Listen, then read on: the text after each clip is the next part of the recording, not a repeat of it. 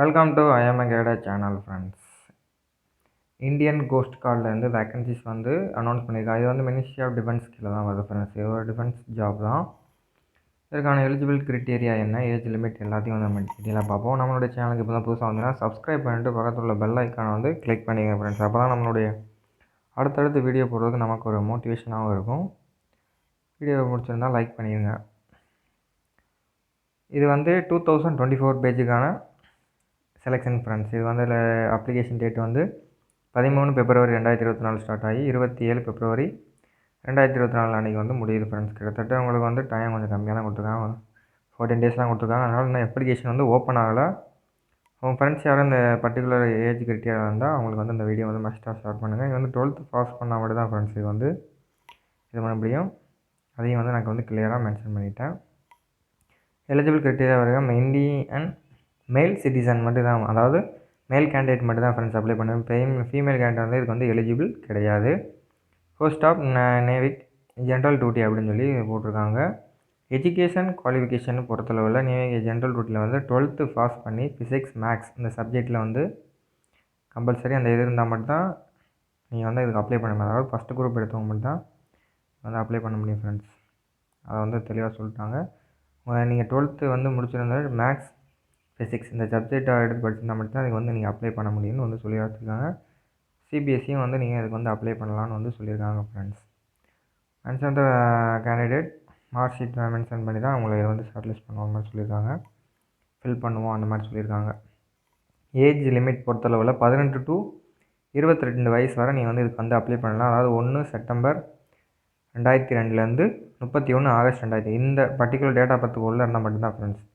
இதுக்கு மேலே நீங்கள் இருக்கீங்க அப்படின்னா வந்து அப்ளை பண்ண முடியாது. இப்போ 30 ஆகஸ்ட்டில் இருக்கீங்க அப்படின்னா நீங்கள் வந்து அப்ளை பண்ண முடியாது. 22 இந்த டேட்டுக்குள்ளே இருந்தால் மட்டும்தான் அப்ளை பண்ண முடியும். இது மட்டும் இல்லாமல் உங்களுக்கு வந்து ரிலாக்ஸேஷன் கொடுத்துருக்காங்க. அப்பர் ஏஜ் ரிலாக்ஸேஷன் வந்து எஸ்சிஎஸ்டியாக இருந்தால் வந்து உங்களுக்கு 5 இயர்ஸ் கொடுக்குறாங்க. ஓபிசியாக இருக்கும் பட்சத்தில் உங்களுக்கு வந்து 3 இயர்ஸ் வந்து கொடுக்குறாங்க ஃப்ரெண்ட்ஸ். ரிலாக்ஸேஷன் பயன்படுத்தி நீங்கள் அப்ளை பண்ணலாம். அப்போ வந்து ரிலாக்ஸேஷன் 3 இயர்ஸ்னால் நீங்கள் ஓபிசி கேண்டிடேட்டாக இருந்தால் 25 அப்ளை பண்ணலாம். எஸ்சிஎஸ்டியாக இருந்தால் 27 வரை நீங்கள் வந்து அப்ளை பண்ணலாம். அதனால் வந்து மஸ்ட்டாக வந்து வீடியோ நல்லா வாட்ச் பண்ணுங்கள். ஃப்ரெண்ட்ஸ் யார் இருந்தாலும் அவங்களுக்கு வந்து ஷேர் பண்ணுங்கள். அப்புறம் வேக்கன்சி வை ஒவ்வொரு ஜோன் தான் கொடுத்துருக்காங்க. நம்ம ஜோன் வந்து என்ன ஜோன் சொல்லி கீழே வந்து என்னென்ன இதில் வந்து கேட்டகிரி இருக்குது, வேக்கன்சி இருக்கான்னு பார்த்துக்கோங்க. நம்ம வந்து ஈஸ்ட் ஜோனில் வரோம். தமிழ்நாடுக்கு வந்து தமிழ்நாடு, பாண்டிச்சேரி, ஆந்திரப்பிரதேஷ் அப்படின்னு சொல்லி கொடுத்துருக்காங்க. அந்த மாதிரி ஒவ்வொரு ஜோனும் எந்தெந்த ஸ்டேட்டில் வந்து வரும்னு சொல்லி தெளிவாக கொடுத்துருக்காங்க. நார்த்தான ஜம்மு அண்ட் காஷ்மீர், சத்தீஸ்கர், உத்தரப்பிரதேஷ் அந்த மாதிரி வந்து அந்த மாதிரி கொடுத்துருக்காங்க. வெஸ்ட்டில் சண்டிகர், மகாராஷ்டிரா அந்த மாதிரி கோவா அந்த மாதிரி வந்து கொடுத்துருக்காங்க. நார்த் வந்து தெளிவாக வந்து பார்த்துக்குங்க. வேகன்சி இருக்கான்னு பார்த்துட்டு வந்து நீங்கள் அப்ளை பண்ணுங்கள் ஃப்ரெண்ட்ஸ். செலெக்ஷன் ப்ராசஸை வந்து 4th ஸ்டேஜை வந்து பிரிச்சுருக்காங்க. அதாவது 1 2 3 4 ஸ்டேஜ். அவங்களுக்கு வந்து எக்ஸாம் இருக்கும், அதில் 2 பார்ட் வரும். அப்புறம் ஃபிசிக்கல் கன்டினியூட்டியாக, அப்புறம் டாக்குமெண்ட் வெரிஃபிகேஷன், அப்புறம் சும்மா ஒரு சிம்பிளான ஒரு மெடிக்கல்ஸ்லாம் வந்து கண்டக்ட் பண்ணுவாங்க. அதை வந்து தெளிவாக வந்து பார்த்துங்க. லைவிங் இமேஜிங் ரிஜிஸ்ட்ரேஷன் வந்து சொல்லியிருக்காங்க. பயோமெட்ரிக்கை வந்து தம்ப் இம்ப்ரெஷனோட நீ இது பண்ணணும் அப்படின்னு சொல்லியிருக்காங்க. ஸ்டேஜ் 1 ஸ்டேஜ் 2வில் சிக்னேச்சர் வந்து அப்லோட் பண்ணுற மாதிரி ஐடென்டி மார்க்கேஷன் இது பண்ணுற மாதிரி சொல்லியிருக்காங்க. ஸ்டேஜ் 1 பொறுத்தவரை உங்களுக்கு வந்து கம்ப்யூட்டர் எக்ஸாம் இருக்கும் ஃப்ரெண்ட்ஸ். கம்ப்யூட்டர் பேஸ்டு எக்ஸாம் உங்களுக்கு வந்து கம்பல்சரி இருக்கும். அதில் வந்து நீங்கள் பாஸ் பண்ணணும் பர்டிகுலராக அப்படின்னு சொல்லியிருக்காங்க. அதுலேயும் வந்து செக்ஷன் 1 செக்ஷன் 2ன்னு சொல்லி தனித்தனியாக வந்து பிரிச்சுருக்காங்க. செக்ஷன் 1 செக்ஷன் 2 சேர்த்து நீங்கள் வந்து ஸ்கோர் பண்ண எவ்வளோ ஸ்கோர் பண்ணணும் வந்து சொல்லியிருக்காங்க. செக்ஷன் ஒருத்தனை பொறுத்தவரை மினிமம் வந்து 16 மார்க், டைம் வந்து 45 மினிட்ஸ், டோட்டல் வந்து ஒரு கொஸ்டின் வந்து 1 மார்க் சொல்லியிருக்காங்க. அதுக்கப்புறம் வந்து சப்ஜெக்ட் வைஸாக மேக்ஸுக்கு 20, சயின்ஸ் 10, இங்கிலீஷ் 15, ரீசனிங்கில் வந்து ஒரு 10, ஜிகேயில் ஒரு 5 வந்து கொடுத்துருக்காங்க. அதுக்கப்புறம் வந்து எவ்வளோ மார்க் எடுக்கணும் ஒவ்வொரு கேட்டகிரிக்கும் என்னென்ன வந்து கொடுத்துருக்காங்க. அண்டர் ஓபிசியாக இருந்தால் 30 மார்க் எடுத்தால் வந்து மினிமம் பாஸ். அதுக்கு மேலே எவ்வளோ மார்க் எடுக்கிறோம் அதை வச்சு அவங்க ஷார்ட் லிஸ்ட் பண்ணுவாங்க. அவங்க வந்து ரேஷியோ வச்சுருப்பாங்க, எவ்வளோ ரேஷியோலாம் செலக்ட் பண்ணணும்னு சொல்லிட்டு. அதுக்கப்புறம் எஸ்சிஎஸ்டியாக இருந்தால் ஒரு 27 வந்து கொடுத்துருக்காங்க. அதாவது உங்களுக்கு 10th கிளாஸ் சிலபஸில் தான் வந்து செக்ஷன் 1 இருக்கும். செக்ஷன் 2 பொறுத்தவரை உங்களுக்கு வந்து 12th, அதாவது மேக்ஸ் ஃபிசிக்ஸ் அந்த இதில் வந்து 25 கேட்பாங்க. ஒரு 1/2 hour வந்து இருக்கும். அதில் வந்து எவ்வளோ ஸ்டேஜ் பண்ணுறோம் அதை பொறுத்து வந்து 2 செக்ஷனையும் சேர்த்து தான் அவங்க வந்து ஷார்ட் லிஸ்ட் பண்ணுவாங்க ஃப்ரெண்ட்ஸ். அப்புறம் நார்மலைஸ்ட் ஸ்கோர் வந்து பேசிஸ் வந்து இது பண்ணுவாங்க. அதாவது செக்ஷன் 1 செக்ஷன் 2 வச்சு ஸ்கோர் வந்து உங்களுக்கு இது பண்ணுவாங்க ஃப்ரெண்ட்ஸ். ஒவ்வொரு இதுக்கு வந்து ஆவரேஜாக எவ்வளோ ஸ்கோர் கன்சிடர் ஷிஃப்ட் வைஸு உங்களுக்கு வந்து இது ஒன்றாங்க ஷிஃப்ட் 1 ஷிஃப்ட் 2 ஏன்னா கம்ப்யூட்டர் பேஸ்டு எக்ஸாம் தான் மேக்ஸ்லேயும் வந்து இருக்கும். அதனால் வந்து தெளிவாக பார்த்துங்க ஃப்ரெண்ட்ஸ். அதனால் வந்து நல்லா அவங்க பர்டிகுலராக ப்ராக்டிஸ் பண்ணால் மட்டும் உங்களுக்கு கம்ப்யூட்டர் பேஸ்டு எக்ஸாம் வந்து நடக்கும். உங்களுக்கு வந்து ப்ரிஃபரன்ஸ் வந்து நீங்கள் வந்து என்ன இது வந்து கொடுக்குற மாதிரி இருக்கும், மதுரை, சென்னை அந்த மாதிரி இருக்கும். இதுக்கு வந்து நோ நெகட்டிவ் மார்க்கிங் வந்து சொல்லியிருக்காங்க ஃப்ரெண்ட்ஸ். ஐக்யூ லெவல் செக் பண்ணால் நோ நெகட்டிவ் மார்க் இல்லைனாலும் வந்து ஒன்றும் பிரச்சனையே இல்லை. மார்க் தான் இருந்தால் ஒரு பேக்லாக். அதை முடித்தோடனே உங்களை ஷார்ட் லிஸ்ட் பண்ணோடனே 1 or 2 டேஸில் வந்து உங்களுக்கு வந்து அலர்ட் பண்ணிடுவாங்க என்ன கண்டக்ட் பண்ணுறோம் சென்டர். அதை பொறுத்தவரை ஸ்டேஜ் 2க்கு ஃபிசிக்கல் ஃபிட்னஸ் இருக்கும். இதுக்கு வந்து 1.6 கிலோமீட்டர் வந்து 7 மினிட்ஸில் நீங்கள் வந்து கம்ப்ளீட் பண்ணுற மாதிரி இருக்கும். அப்புறம் 7 days ஸ்குவாட் அப் எடுக்கிற மாதிரி இருக்கும். அப்புறம் வந்து 10 புஷ்அப்ஸ் வந்து எடுக்கிற மாதிரி இருக்கும் ஃப்ரெண்ட்ஸ். இதை வந்து கண்டினியூட்டாக எடுக்கணும். பிரேக் எடுத்துக்கிட்டிங்கன்னா அவங்களை வந்து ஃபெயில் பண்ணிடுவோம் மாதிரி சொல்லியிருக்காங்க. ஆனால் வந்து கண்டிப்பாக வந்து இப்போ எக்ஸாம் முடித்தோடனே ப்ராக்டிஸ் வந்து ஸ்டார்ட் பண்ணுங்க. நீங்கள் வந்து பாஸ் ஆகிடுவேன் அப்படின்னா கண்டிப்பாக ஸ்டார்ட் பண்ணுங்கள். அப்புறம் ஸ்டேஜ் 2வில் வந்து டாக்குமெண்ட் வெரிஃபிகேஷன் பொறுத்தவரை 10th 12th மார்க் ஷீட்டு, அப்புறம் டிப்ளமோ மார்க் ஷீட் அதெல்லாம் வச்சுருந்தா அவங்க வந்து செக் பண்ணுற மாதிரி சொல்லியிருக்காங்க. ஆதார் கார்டு, பான் கார்டு, உங்களுடைய ஐடி ப்ரூஃப்லாம் வந்து சேர்த்து பண்ணிக்க சொல்லியிருக்காங்க ஃப்ரெண்ட்ஸ்.